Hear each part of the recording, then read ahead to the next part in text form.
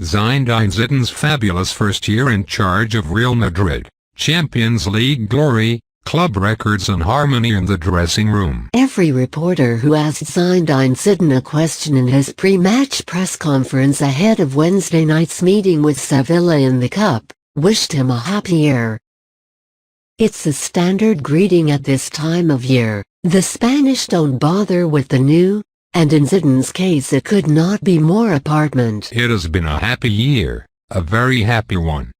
He took over at Real Madrid exactly 12 months ago and, short of winning the league, he achieved everything he set out to by lifting the European Cup and the Club World Cup, breaking the record for consecutive games without defeat, taking the team to the top of La Liga, nicking a point off of Barcelona in El Clasico, and generally bringing calm and harmony to a dressing room that was anything but when Rafa Benitez was in charge. The most impressive thing about Zidane's year is that no one really expected it.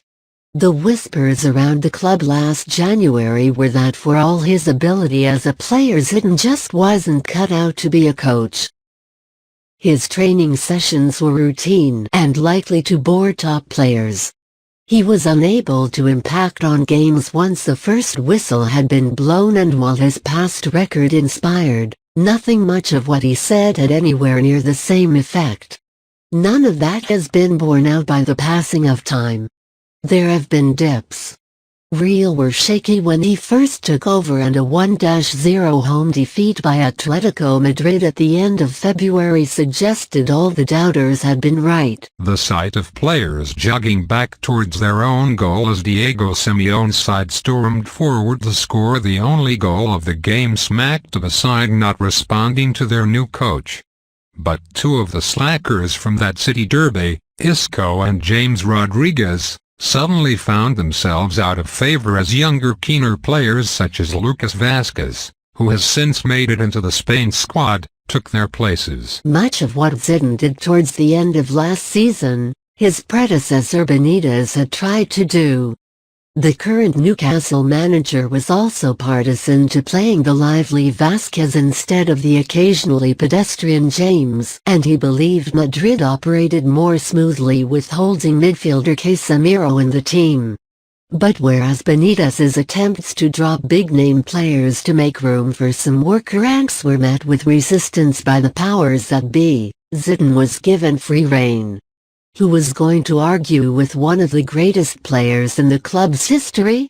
No one. Zidane brought in Antonio Pintus from Lyon, and the fitness coach he had worked with at Juventus has played a big part in getting the players right physically.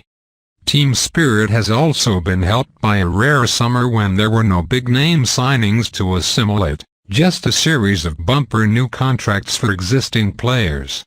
And Zidane has worked squad rotation to great effect, convincing Cristiano Ronaldo he needs to rest from time to time and giving enough minutes to all players, meaning that, with the possible exception of James and Isco, every member of the squad is happy. It's true that Real still rely heavily on heroic comebacks and last-minute goals. They don't dominate games and often switch off for periods in matches, allowing their opponents to take control. And despite the record and last season's Champions League success, the football has not always been brilliant. But the long winning run and the trophy successes are hard to argue with. It may also be the case that a super coach in the Jose Mourinho Pep Guardiola mold is not what Real Madrid need anyway. Steve McManaman likens Zidane to the last two managers to lift the European Cup with Madrid, Vicente Del Bosque and Carlo Ancelotti. He told Diario AS, he is very similar to Del Bosque, reserved and content with his players. The Madrid players are so good, like the Barcelona ones, that they ought to win most of the games. If on top of that you can keep them happy and in a good condition, then you have won half the battle. Madrid don't need big personalities, the players are the stars. The coach just needs to come in, like Ancelotti, say as little as possible and keep the players happy.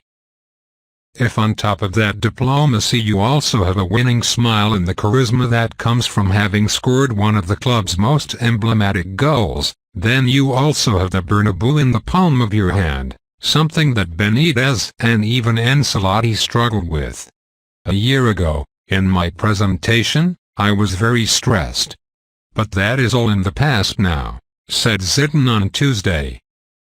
I didn't expect to win this much in the first year, but the intention was always to go out and try to win. Win is what he has managed to do, and at Madrid, where they don't angst over playing style and philosophy as they do at Barcelona, that is all that matters.